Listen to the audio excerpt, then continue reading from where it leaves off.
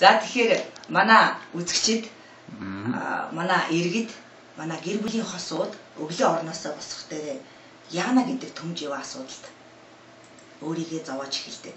Бид шинэ өдрийг шинэ бодол санаагаар, шинэ хайраар, шинэ амжилтаар өгөх хэрэгтэй байгаа. Гэвч бид ахуй амьдралын гэр орны доторх байдаг үр хүүхдийг өсгөж хүмүүжүүлэх тал дээр, хадам худын хоорондын харьцаа дээр, эдийн засгийн байртай болох юмсан, их сайхан хувцас өмсөх юмсан, их сайхан утас барих юмсан, их сайхан эрүүл ахуйд нийцсэн хоол идэх юмсан гэдэг дээр үргэлж санаа сэтгэл зовж явдаг.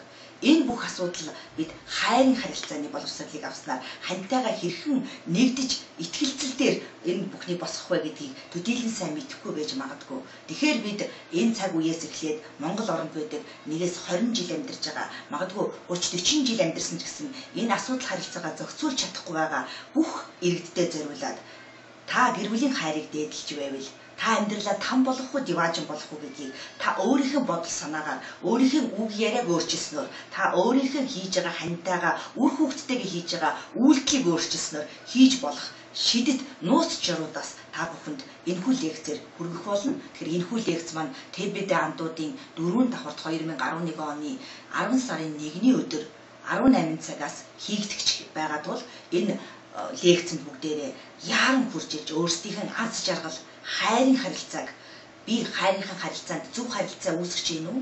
Аль эсвэл би алдаа гаргаж гин үү? Би хантайгаа нэг хэлээр ярьж байна уу? Аль эсвэл хоёр хэлээр яриад байна уу? Бид үр хүүхдээ өөрөөсөө илүү сайхан амьдралтай болохыг хүсэж гин үү? Эсвэл өөрөөсөө илүү муу амьдралтай болохыг хүсэж гин үү гэдэг асуудлаа шийдэхийн тулд энэ аз жаргал гэдэг үнэхээр хайрын энгийн эгэл зүйл дээр тогтдог гэдгийг мэдрэхийн тулд энэхүү лекцийг зорихыг урьж байна. Бид 18 жил, бид 20 жил, бид 45 жил гэр бүлийн харилцааг судалсан, их олон мянган гэр бүлийн асуудлыг судалж туршлага хөрвүүлсэн гэр бүл судлаач зөвлөх багшуудынхаа нэрийн өмнөөс энэхүү лекцийг та бүхэнд хүрэхэд таатай байна. Та манай лекцийг заавал зориорой.